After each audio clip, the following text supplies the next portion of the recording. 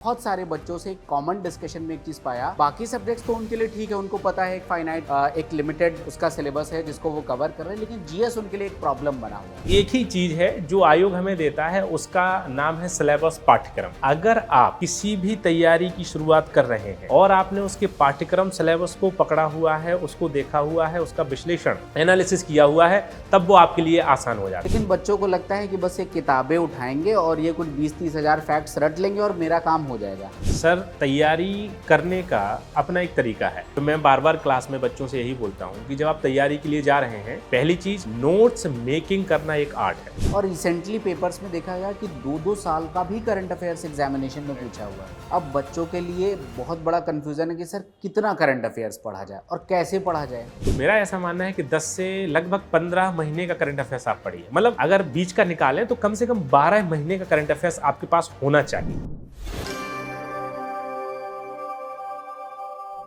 सामान्य अध्ययन एक ऐसा सब्जेक्ट जिसके सिर्फ नाम में ही सामान्य है, लेकिन बहुत सारे छात्रों के लिए असामान्य सब्जेक्ट बना हुआ है, क्योंकि पढ़ तो बहुत रहे हैं लेकिन स्कोर नहीं आ रहा।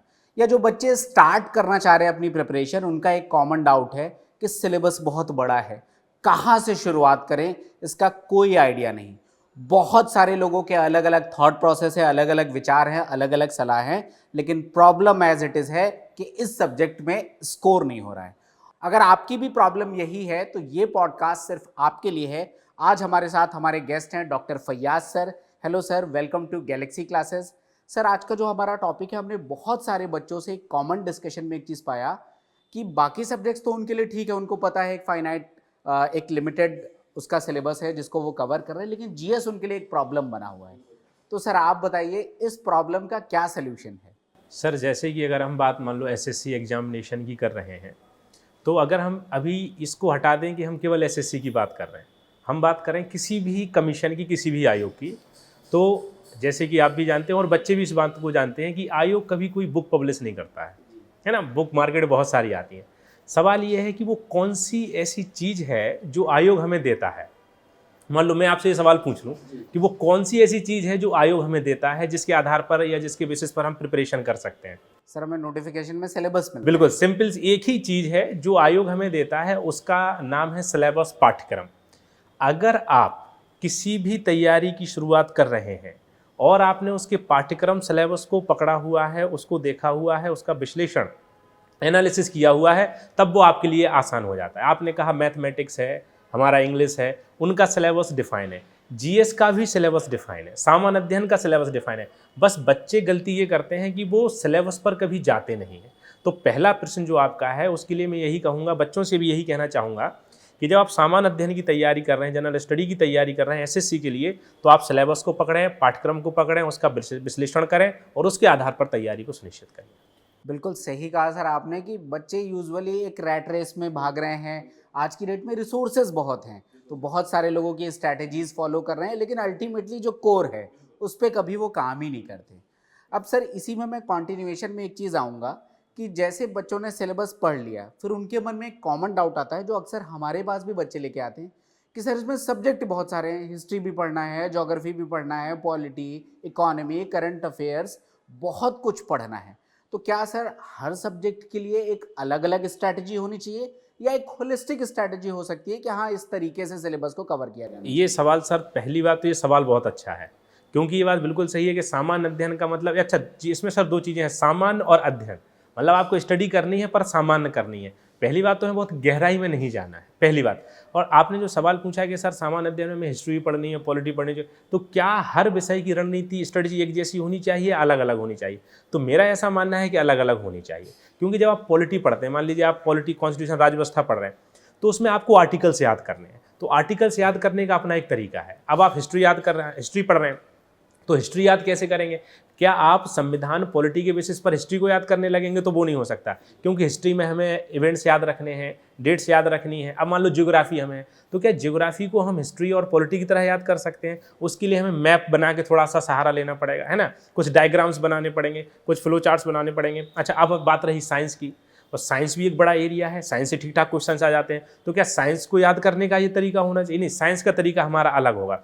साइंस का तरीका क्या हो सकता है कि साइंस को हम फ्लो चार्ट से पढ़ सकते हैं, या फिर हम उसके जो है माइक्रो नोट्स बना सकते हैं, बायोलॉजी के बना सकते हैं, फिजिक्स के बना सकते हैं, और उनके बेसिस पर हम तैयारी कर सकते हैं। तो हर सब्जेक्ट की स्ट्रेटजी, रणनीति हमारी उस सब्जेक्ट की क्या डिमांड है उसके हिसाब से होनी चाहिए। तो सर कुल मिला के सबसे पहले बच्चे को कहीं ना कहीं प्रीवियस ईयर्स की एनालिसिस करनी चाहिए और समझना चाहिए कि नेचर ऑफ क्वेश्चन क्या है, किस अकॉर्डिंगली नहीं सर, इसमें मैं चीज़ एक जोड़ूंगा। जैसे हम बात कर रहे हैं एसएससी के लिए, तो एसएससी की जब आप तैयारी शुरू कर रहे हैं, उस पर बातचीत कर रहे हैं, तो जैसे मैंने अभी आपसे पूछा कि जो स्टाफ सिलेक्शन कमीशन है वो हमें क्या देता है, तो आपने एक राय बनाई, और कोई भी अगर बात करेगा तो राय यही बनेगी कि सिलेबस।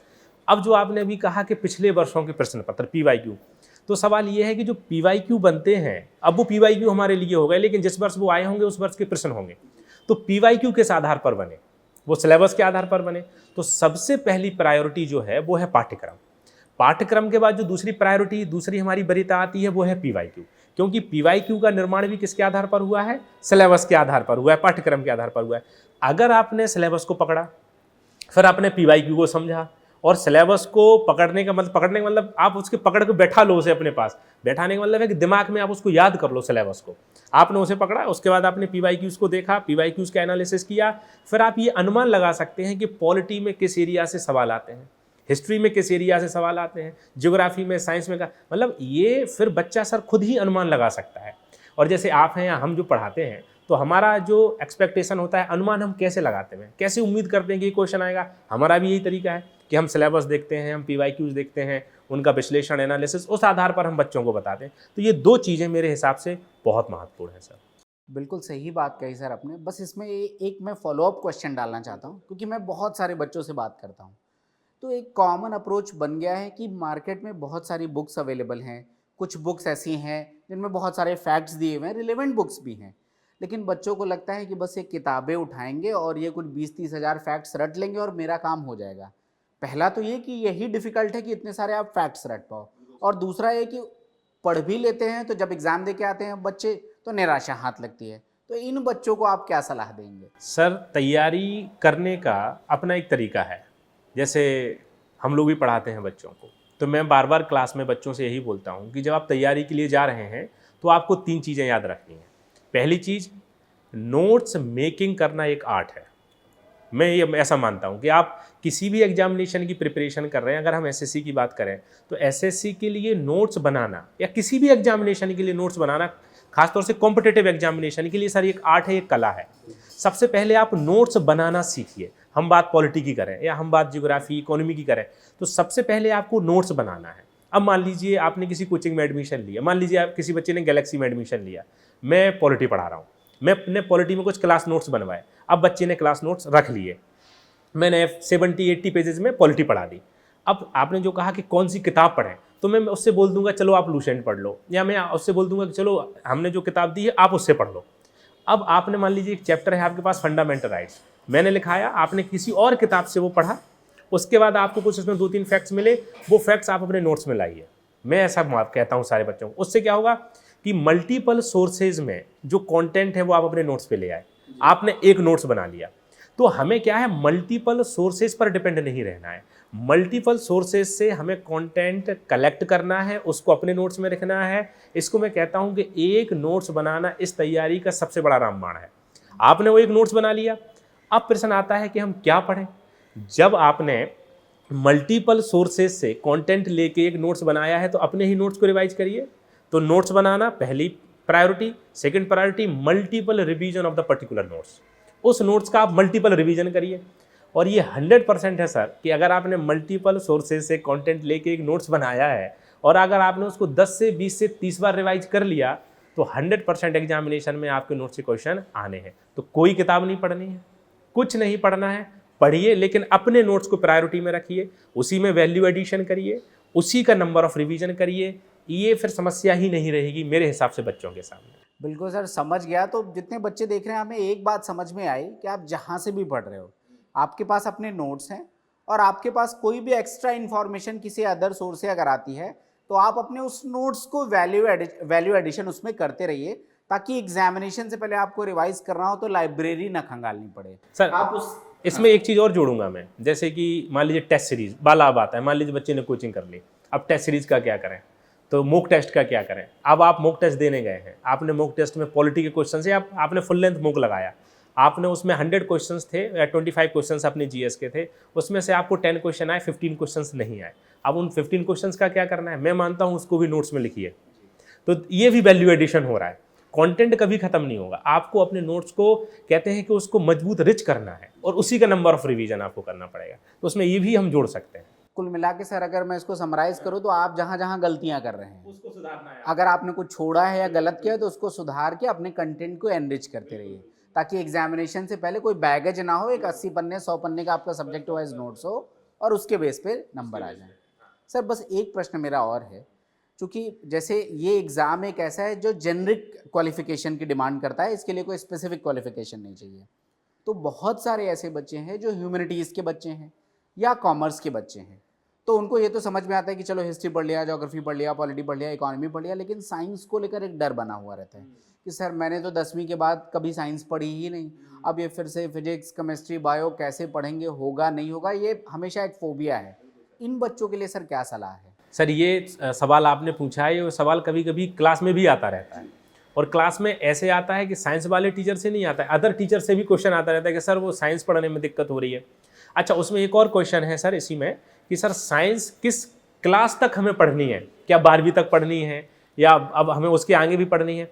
तो जो अगर आप एनालिसिस करेंगे और अगर आप थोड़ा सा भी PYQ को देखेंगे, पिछले वर्षों के प्रश्न पत्रों को, तो आप ये पाएंगे कि हमें 6 से लेके 10वीं कक्षा तक की जो बायो है या फिजिक्स है या केमिस्ट्री है उसी पर ध्यान देना है, और विशेष फोकस हमें करना है फिजिक्स पर और बायोलॉजी पर। केमिस्ट्री से क्वेश्चंस होते हैं पर बहुत ज़्यादा क्वेश्चंस की मात्रा भी नहीं है और बहुत ज़्यादा डेप्थ भी नहीं है। तो 10वीं तक को आप देखें, और अगर आपको लगता है कि आप किसी क्लास में पढ़ रहे हैं, आपका नोट्स बहुत आपको समझ नहीं आ रहा है, तो उसके लिए जो मैं सजेस्ट करता हूँ NCERTs are the best sir, है ना। तो उनको ले लो, या फिर आपको जो क्लास में पढ़ाया जा रहा है मोर देन सफिशिएंट है। तो आप क्या करें कि घबराएं मत साइंस से। साइंस को पहले तो क्लास में पढ़ें कि जो टीचर पढ़ा रहे हैं उसको समझें, समझ नहीं आ रहा है तो टीचर से पूछें, और 10वीं से ज़्यादा साइंस ना पढ़ें। और अगर उसमें भी दिक्कत आ रही है तो आप NCERTs की हेल्प ले सकते हैं, या उससे अच्छा है कि आपको क्लास में जो टीचर पढ़ा रहा है उसकी हेल्प ले लीजिए। तो एक जो डर है साइंस को लेके, पहले तो डर हटाओ, डर हटने के बाद आप उसको पढ़ो, और आप 10वीं तक पढ़ोगे तो 100% साइंस वाली प्रॉब्लम सॉल्व हो जाएगी सर इसमें। सर मैंने भी बहुत सारे पेपर्स देखे हुए हैं, तो मुझे एक आइडिया है कि जैसे अगर मैं फिजिक्स केमिस्ट्री की बात करूँ तो बहुत ज़्यादा अप्लाइड पार्ट आता है रादर दैन की कोर। हाँ, बॉटनी में ज़रूर थोड़ा बहुत कोर में भी क्वेश्चन पूछ लेते हैं, लेकिन बाकी तो अप्लाइड आता है। अगर आप पढ़ लोगे एक बार तो जनरली प्रॉब्लम नहीं है, बिल्कुल। सिर्फ एक मेंटल फोबिया है कि नहीं मैंने साइंस नहीं बिल्कुल पढ़ी सर, है। बिल्कुल हो जाता है, बहुत बड़ा इश्यू नहीं है, वो हो जाएगा सर। सर बस एक प्रश्न और है, आज की डेट में एक नया वर्ड मार्केट में इंट्रोड्यूस हुआ है, स्टैटिक जीके। हर बच्चा अपने अपने रूम में, मैं जाता हूँ बच्चों से देखता हूँ भाई कितनी किताबें, तो स्टैटिक जीके की 5 किताबें लेके वो बैठा हुआ है। अब अगर मैं प्रश्न बच्चे से पूछ लूँ कि भाई मुझे ये बताओ ये स्टैटिक जीके है क्या, तो 70-80% केसेस में बच्चों को ये पता ही नहीं कि स्टैटिक जीके क्या है। कुछ का मानना ये है कि ये सिर्फ आर्ट एंड कल्चर वाला पार्ट ही स्टैटिक जीके होता है, किसी के कुछ और डेफिनेशन है। तो सर मेरा प्रश्न ये है कि सबसे पहले तो ये समझाएं कि ये स्टैटिक जीके है क्या और इसको कवर करने का सही अप्रोच क्या है। सर देखो, स्टैटिक जीके, स्टैटिक मतलब रुका हुआ, जीके का मतलब जनरल नॉलेज, तो उसमें जीएस नहीं है, जीके और जीएस में डिफरेंस है, लेकिन हम केवल जीके की बात कर रहे हैं। जनरल नॉलेज, एक नॉलेज ऐसा होता है जनरल जो बदलता रहता है, एक नॉलेज ऐसा होता है जो रुका हुआ है, स्टैटिक है। मतलब स्टैटिक, अब मान लो जैसे मैं पॉलिटी की बात करूँ, अब मैं पॉलिटी में बात कर रहा हूँ, आर्टिकल 52 में हमारा president of India, there shall be a president of India, Bharat का एक राष्ट्रपति होगा। अब जब हम प्रेसिडेंट को स्टैटिक जीके में बात करेंगे तो भारत का पहला राष्ट्रपति कौन है ना, भारत के अभी राष्ट्रपति कौन है, ऐसे पहले राष्ट्रपति कौन है जिनमें के अगेंस्ट कोई नहीं खड़ा हुआ, ये स्टैटिक जीके का पार्ट हो जाता है। लेकिन जब टीचर सब्जेक्ट को डील कर रहा है तो most of the part of static GK वो उसमें कवर कर रहे हैं, लेकिन फिर भी स्टैटिक जीके की अलग क्लासेज होती हैं। तो स्टैटिक जीके का बहुत डर नहीं रखना है दिमाग में कि स्टैटिक जीके कैसे होगा कैसे नहीं होगा। जब टीचर आपको पढ़ा रहे हैं तो 100% इंक्लूड कर रहे हैं स्टैटिक जीके, लेकिन अब उसके भी बात है कि सर क्या आता है। तो जैसे मैं पॉलिटी की बात करूं तो प्रेसिडेंट फर्स्ट कौन हो गया, प्राइम मिनिस्टर कौन हो गया, ये स्टैटिक जीके हो गया। अगर हम हिस्ट्री में जाएंगे तो आर्ट एंड कल्चर, हमारे क्लासिकल डांसेज हैं, क्लासिकल म्यूजिक है, ये स्टैटिक जीके में आ जाएगा। ऐसे अगर हम हिस्ट्री में भी स्टैटिक जीके में जाएं तो जब स्टैटिक जीके पढ़ते हैं तो वो डेट्स पढ़ना शुरू कर देते हैं कि कैसे सीक्वेंस बन रहा है, तो यही स्टैटिक जीके है। मतलब स्टैटिक जीके और जीके अलग अलग नहीं है, हमने बस उसको अलग अलग किया हुआ है। अगर आप ठीक कोचिंग में हैं, अच्छे टीचर्स के पास हैं, अच्छे मेंटोर्स के पास हैं, तो फिर जीके और स्टैटिक जीके अलग अलग नहीं है, फिर आप उसको एक ही सरदर्द लीजिए कि ये जीएस है। अब उसको अलग अलग सरदर्द बनाने के लिए बच्चों से मतलब अब क्या कहें कि बहुत सारी चीज़ें वसूल करने के लिए अलग अलग कर दिया, 2 पार्ट में बांट दिया, बट वो सर है एक ही। तो अगर हम उसको जीएस कह दें तो उसमें दोनों इंक्लूड हो जाते हैं। ये मेरा कहना है। कुल मिला के अगर मैं इसको समराइज करूँ तो मेरी समझ में आता है कि हर सब्जेक्ट का अपना एक ऐसा पार्ट है जो कि चेंज नहीं होता।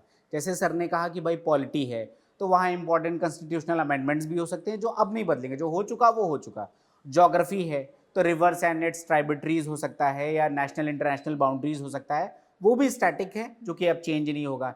हिस्ट्री में डेट्स हो सकती हैं, इवेंट्स हो सकती हैं, आर्ट एंड कल्चर हो सकता है। अगर मैं साइंस में बात करूँ तो फेमस डिस्कवरीज एंड इन्वेंशंस अक्सर क्वेश्चन पूछे जाते हैं, अब ये भी नहीं बदलेगा। दैट मीन्स हर सब्जेक्ट का अपना एक पार्ट है जो कि नहीं बदलने वाला है और वो उस सब्जेक्ट का स्टैटिक जीके है, ये कोई अलग से सब्जेक्ट नहीं है। तो जब आप सब्जेक्ट पढ़ रहे हो उसी टाइम उसका स्टैटिक डिटेल में कवर कर लें। अब सर मेरा एक बहुत बड़ा प्रश्न है अगला। अक्सर बच्चे आते हैं, कुछ बच्चे जो क्लासेस में नोट्स भी बना रहे हैं, एक बारी वो पढ़ भी चुके हैं, लेकिन अब भी जब वो पेपर देने जाते हैं तो उनका स्कोर अच्छा नहीं बनता। वो कभी 6 क्वेश्चन 25 में कर पा रहे हैं, कभी 8 क्वेश्चन 25 में कर पा रहे हैं। तो ये एक बड़ी प्रॉब्लम है। अब वो एक ऐसी स्थिति में कि सर स्कोर बन ही रहा, मैंने सब कुछ पढ़ लिया। ऐसे बच्चों को क्या सलाह देंगे कि किस तरीके से अपने स्कोर को इम्प्रूव करें? सर इसका उत्तर मैं आपके प्रश्न से ही शुरू करता हूँ। आपने कहा कि बच्चे ने पढ़ लिया, क्लास में भी पढ़ लिया, एक बार रिवीजन कर लिया। तो जैसे हमें लगा कि बच्चे ने पढ़ लिया, ऐसे बच्चे को लगता है कि उसने पढ़ लिया। लेकिन क्या केवल एक बार पढ़ने से या 2 बार पढ़ने से वो चीज़ आपको याद हो जाएगी? नहीं होगी।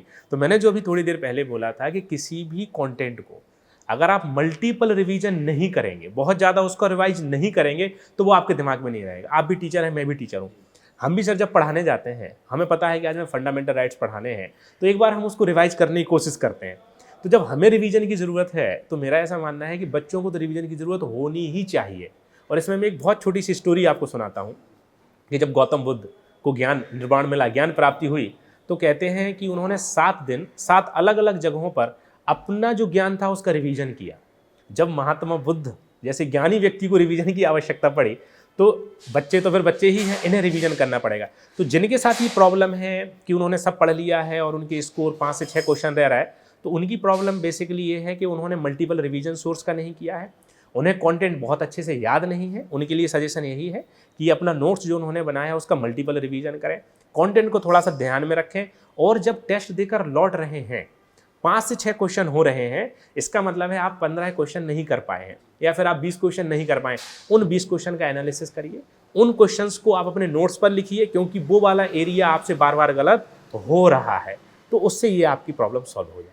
कुल मिला के सर अपनी गलतियों पे काम करना है और मल्टीपल टाइम्स रिवीजन करना है, इससे बच्चों की समस्या का अगर सर मैं पूरी कहानी को समराइज करूं तो वो यही पॉइंट होगा। सबसे पहले सिलेबस देखिए, सिलेबस के बाद आप नोट्स बनाइए, नोट्स बनाने के बाद मल्टीपल रिवीजन कीजिए, और जब आप नोट्स बना रहे हैं, मल्टीपल रिवीजन कर रहे हैं, तो टॉपिक वाइज PYQs लगाइए। टॉपिक वाइज जैसे पॉलिटी ऑफ फंडामेंटल राइट्स लगा लीजिए, DPSP लगा लीजिए, फिर आप फुल लेंथ मॉक टेस्ट लगाइए, और इनमें जो आपके क्वेश्चंस गलत हो रहे हैं उन्हें अपने नोट्स में लिखिए, वैल्यू एडिशन करते रहिए। यही प्रिपरेशन है और यही सक्सेस है। सर मैं समझ गया, आई होप हमारे बच्चों को भी समझ में आया होगा। बस एक प्रश्न मेरा और है सर, पेपर में 20% 25% क्वेश्चन तक करंट अफेयर्स के भी आते हैं, और रिसेंटली पेपर्स में देखा गया कि 2-2 साल का भी करंट अफेयर्स एग्जामिनेशन में पूछा हुआ है। अब बच्चों के लिए बहुत बड़ा कन्फ्यूज़न है कि सर कितना करंट अफेयर्स पढ़ा जाए और कैसे पढ़ा जाए। जी सर, आपके 2 प्रश्न हैं सर कि कितना करंट अफेयर्स पढ़ें और कैसे पढ़ें। तो पहला वाला है कि कितना पढ़ें, तो मेरा ऐसा मानना है कि 10 से लगभग 15 महीने का करंट अफेयर्स आप पढ़िए। मतलब अगर बीच का निकालें तो कम से कम 12 महीने का करंट अफेयर्स आपके पास होना चाहिए। अच्छा, इसमें एक और चीज़ है सर, पढ़ना और याद करना। तो मैं कहूँगा कि पढ़िए मत, याद करिए, क्योंकि पढ़ते सभी हैं। पढ़ने से सर नहीं होता है। आपने मान लीजिए जनवरी की मैगजीन पढ़ के ख़त्म कर दी, लेकिन आपके दिमाग में कितना रहा वो बड़ा प्रश्न है। तो आपको क्या करना पड़ेगा करंट अफेयर्स के लिए कि पहला तो है कि आप 10 से 12 महीने करंट अफेयर्स पढ़िए। जब भी आप एग्जाम देने जा रहे हैं 12 महीने करंट अफेयर्स पढ़िए। उसके बाद अगर आप मैगजीन मंथली ले रहे हैं तो मैगजीन को पढ़िए, या जहाँ से भी आप फॉलो अप कर रहे हैं आप नोट्स बनाइए या मंथली मैगजीन लीजिए। अब प्रश्न ये आता है कि कैसे पढ़ें। एक बार पढ़ने से नहीं होगा, आपको उस कंटेंट को भी दिमाग में रखना पड़ेगा।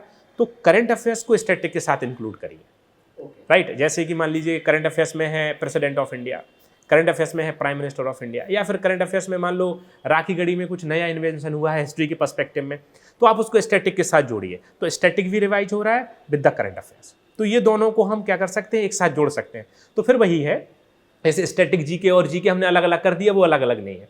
ऐसे ही करंट अफेयर्स और आपका जो है कि जीएस जो है और जीके अलग अलग नहीं है। और इसमें सर एक चीज़ और है, जब आप करंट अफेयर्स पढ़ रहे हैं तो स्टैटिक जीके भी है, क्योंकि उसमें अपॉइंटमेंट्स आ रहे हैं, उसमें इंपॉर्टेंट डेज आ रहे हैं, उसमें गेम्स आ रहे हैं, आपके फेस्टिवल्स आ रहे हैं, तो वो स्टैटिक का पोर्शन है। तो सब कुछ आपस में मिला हुआ है।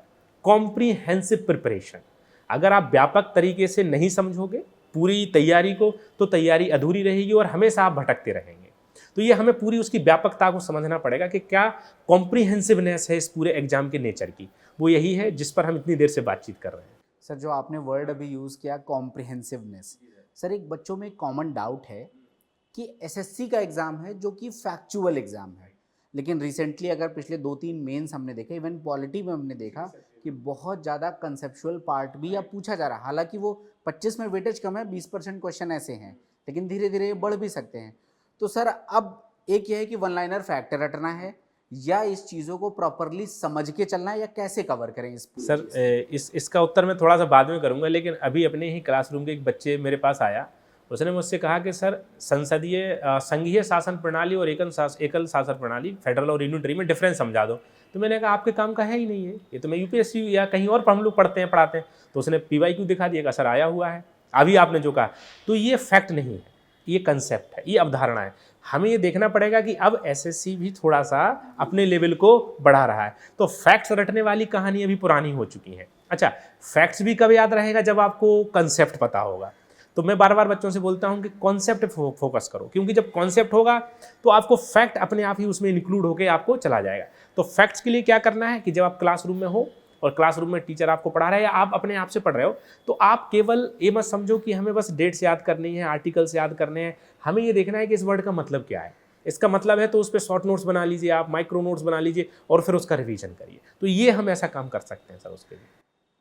कुल मिला के सर अल्टीमेटली है कि आपको क्लासेस में अपने अंडरस्टैंडिंग कहीं ना कहीं बिल्ड करनी है और फिर मल्टीपल रिवीजन करनी है। इसमें सर सबसे बड़ा रोल तो क्लास का ही है, या फिर आपको जो टीचर पढ़ा रहा है, जो मेंटोर है, उसका ही है। क्योंकि क्या वो मेंटोर या वो क्लासरूम या फिर वो टीचर उस एग्जामिनेशन के एसेंस को समझ पा रहे हैं, समझने के बाद वो कंटेंट आपको दे पा रहे हैं, क्या वो आपको नोट्स मेकिंग करा पा रहे हैं, नोट्स के बाद वैल्यू एडिशन क्या है, पीवाईक्यूज क्या है, मॉक टेस्ट क्या है, ये सारी चीज़ें जुड़ी हुई हैं। अच्छा, जब जो टीचर पढ़ा रहा है तो क्या वो स्टैटिक जीके कर रहा है, करंट अफेयर्स और जीएस को आपस में कॉम्प्रीहेंसिव उसको बना रहे हैं, तभी प्रिपरेशन हो रही है। अगर आप सोचो सर कि हमने जीएस अलग किया हुआ है, स्टैटिक जीएस अलग किया हुआ है, करंट अफेयर्स अलग है, मैथ अलग है, मतलब अगर इतना आपने अलग किया हुआ है तो फिर आप तो ऑलरेडी बिखरे हुए हैं और समेटेगा कोई नहीं, आपको खुद ही समेटना पड़ेगा। तो हमें सारी चीज़ों को एक जगह लेके आना है, यही तैयारी है।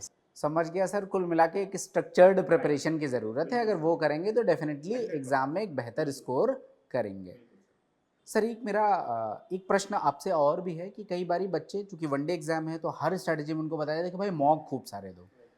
अब लेकिन आपने काफ़ी हद तक तो आंसर कर दिया कि भाई अपनी जो गलतियां हैं उसको रिवाइज करो, लेकिन फिर भी अगर किसी बच्चे का स्कोर कम आ रहा है तो एक प्रॉपर एनालिसिस का सही अप्रोच क्या होना चाहिए जीएस का? सर जैसे आप टेस्ट देने जाते हैं और टेस्ट में मान लीजिए आपने 100 क्वेश्चंस अटेम्प्ट किए हुए हैं, या जो भी क्वेश्चन आपने अटेम्प्ट किए हुए हैं, लेकिन जैसे मान लो 100 क्वेश्चन है और आपने 70 क्वेश्चन अटेम्प्ट किए हुए हैं, 80 क्वेश्चन किए हुए हैं। जब आप घर आते हैं तो मोस्ट ऑफ द स्टूडेंट क्या करते हैं कि उस 80 क्वेश्चन पे ही काम करते हैं, कितने सही कितने गलत, अच्छा इतने सही इतने गलत इतने नेगेटिव, बात खत्म। पर ये सही तरीका नहीं है। आप आइए, आपने जितने किए आपने स्कोर बना लिया कि मेरा स्कोर इतना आया। अब आप क्या है, जो क्वेश्चन 20 छोड़ के आए थे उन्हें भी देखिए कि आखिर आपने क्यों छोड़े, क्योंकि वहाँ तो आपको छोड़ने का मौका नहीं मिल रहा है ना। हो सकता है नेगेटिव से आपने छोड़ दिए या फिर आपने अटेम्प्ट कर लिए। अगर छोड़े हैं तो देखिए कि क्यों छोड़े, हमें आगे गलती नहीं करना, मतलब ये वाला एरिया भी हमारा बचा हुआ है जिस पर हमें काम करना है। अच्छा, अब आपने निगेटिव किए, उन निगेटिव्स को आपको बहुत ध्यान से देखना है, नकारात्मक प्रश्नों पर बहुत बल देना है, क्योंकि वो एरिया ऐसा है जो कमज़ोर है, जहां आप मिस्टेक कर रहे हैं। मैं तो कहता हूं उनके शॉर्ट नोट्स बनाओ, उन पॉइंट्स को लिखो कि यहाँ से नेगेटिव हो रहा है, नकारात्मक हो रहा है, उनको फिर आप रिवीजन करो, उनके शॉर्ट नोट बनाओ। और जो टेस्ट सीरीज में नेगेटिव हुए हैं वो क्वेश्चंस में तो कहता हूँ अपने रजिस्टर पे लिखो, जिससे कि जब आप रिवाइज करोगे तो वो आपका जो पीवाईक्यू है या आपका जो मॉक टेस्ट है वो कंटेंट भी फिर आप रिवीजन कर रहे हैं। तो ये हमें क्या करना पड़ेगा कि टेस्ट हमारा 1 घंटे का है, आपको घर आके कम से कम 2 से 3 घंटे उसका विश्लेषण करना पड़ेगा। तब उस मॉक टेस्ट की वैल्यू होगी आपके लिए। अदरवाइज वो एक कागज़ का टुकड़ा था आपके लिए, जिसने आपने 1 घंटे उसके साथ टाइम पास किया और उसको फेंक दिया। जो सर बहुत सिंसियर स्टूडेंट होते हैं या जो सिलेक्टेड हैं जिनसे हम कभी बात करते हैं, उनका कहना यही है कि 1 घंटे नहीं, उस 1 घंटे के बाद 3 से 4 घंटे हमने उस मॉक टेस्ट को दिया है और हमने प्रॉपर एनालिसिस किया है, विश्लेषण किया है कि इससे हम कैसे और अधिक इम्प्रूव खुद को कर सकते हैं।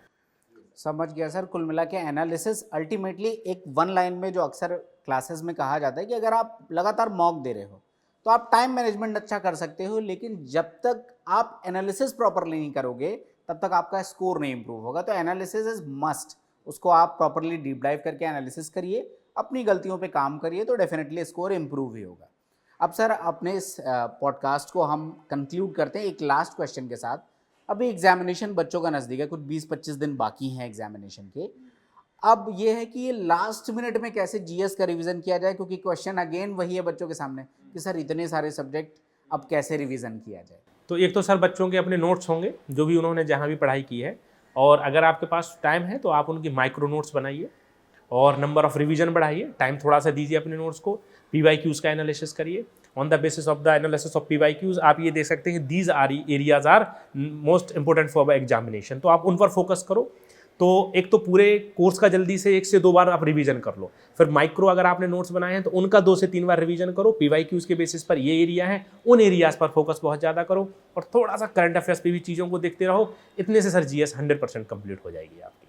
कुल मिला के सर प्रॉपर स्ट्रैटेजी के साथ अगर तैयारी किया जाए तो जो ये मिथ है कि इनफाइनाइट सिलेबस है, ऐसा नहीं है। फाइनाइट सिलेबस है, प्रॉपर स्ट्रैटेजी हो तो अच्छा स्कोर किया जा सकता है। जिनका हो रहा है वो आखिर इस इनफाइनाइट को कैसे फाइनाइट कर रहे हैं, वो वही रणनीति है, उनकी समझ है, या फिर वो ऐसे मेंटर्स ऐसे टीचर्स के पास हैं जो उन्हें समझा पा रहे हैं कि इतना मुश्किल नहीं है जितना कि हमें लगता है। क्योंकि सर हम 10वीं में होते हैं 10वीं बहुत मुश्किल लगती है, जैसे हम 11वीं में आते हैं 10वीं आसान लगने लगती है। अच्छा, फिर हम अपने भाई को ही डांटते हैं कि अरे आपको 10वीं मुश्किल लग रही है। तो वही सारी चीज़ें हैं कि जो इस प्रक्रिया से बाहर निकल चुका है वो हमें बता सकता है कि कैसे पूरी बिखरी हुई चीज़ों को हमें एक जगह ही लेके आना है और उसको हमें कंसाइज करके दिमाग में रखना है। थैंक यू सर इस इंसाइटफुल सेशन के लिए, और हमारे जितने व्यूवर्स देख रहे होंगे उनको डेफिनेटली फ़ायदा होगा जब वो इस सेशन को देखेंगे कि किस तरीके से आप अपनी प्रॉपर स्ट्रैटेजी बनाओ और उस पर काम करो, अपने सिलेबस को प्रॉपरली कवर करिए, उसके अकॉर्डिंग आप अपने नोट्स बनाइए। डेफिनेटली आपको एग्जामिनेशन में एक बेहतर स्थिति में आप अपने आप को पाओगे और आपका स्कोर अच्छा होगा। अगर आपकी भी किसी सब्जेक्ट को लेकर कोई प्रॉब्लम है या तैयारी में आप कोई प्रॉब्लम फेस करते हैं तो आप कमेंट सेक्शन में लिख सकते हैं। हम अपना नेक्स्ट डिस्कशन या पॉडकास्ट उस टॉपिक पे लेके आएंगे। ऐसे ही और वीडियोस के लिए फॉलो करिए गैलेक्सी क्लासेस। Thank you.